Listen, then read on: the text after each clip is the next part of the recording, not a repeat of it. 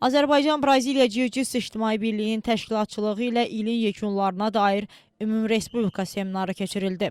Tədbirin açılışında çıxış edən İctimai Birliyin təsisçisi, 1-ci Qarabağ müharibəsi iştirakçısı Talih Həsənov, Birliyin fəaliyyət planına tariximizin şanlı zəfər gününə həsr olunmuş silsilə seminar və tədbirlərin daxil olmasının verdiyi qürur hissindən məmnunluğunu ifadə etdi və idmançılara uğurlar arzuladı. İctimai Birliyin prezidenti Aqil Acalov müasir tariximizin ən şərəfli səhifəsinə çevrilən 2-ci Qarabağ müharibəsindən danışdı və orada qəhrəmanlıq göstərən idmançılarımızın, bütün qəhrəman oğullarımızın mübarizə əzminin gənc nəslə vacib örnək olduğunu vurğuladı. Seminarda həm Bakı şəhəri, eyni zamanda da Respublikanın müxtəlif bölgələrindən idmançılarımız iştirak edirlər. Seminar Braziliya Jiu-Jitsu döyüş sənətinin gi və no-gi versiyaları keçirilib.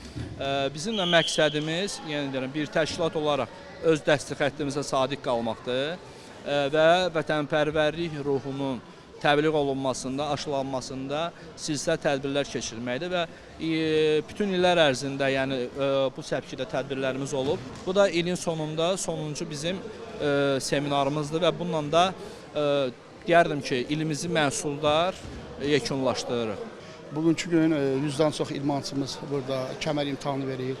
Onlar həm dərəcələr, həm kəmər imtahanları götürəcəklər.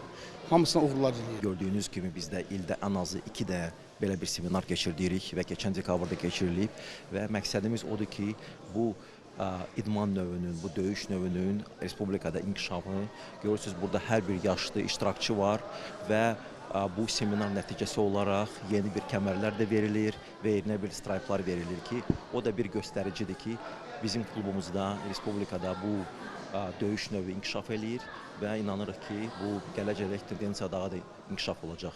Rəsmi çıxışlardan sonra Azərbaycan-Braziliya Jiu-Jitsu döyüş sənətinin banisi Talih Həsənovun rəhbərliyi ilə seminarda müxtəlif yaş və çəki dərəcələrindən olan uşaq, yeniyetmə, gənc və veteran idmançılar bilik və bacarıqlarını nümayiş etdirdilər.